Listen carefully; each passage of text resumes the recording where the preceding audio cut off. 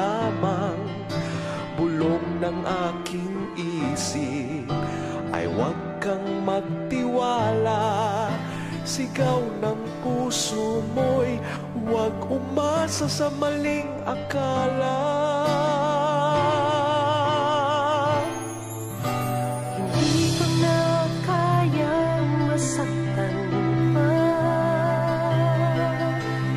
hindi na maaari pang ako'y gamitin na isang sunod-sunuran sa iyong mga kagustuhan, at halos ang lahat ay ibigay ko na.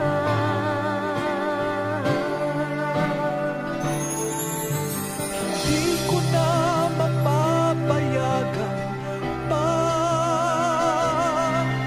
ang puso mo'y paglaruan ng puso kong gahaman.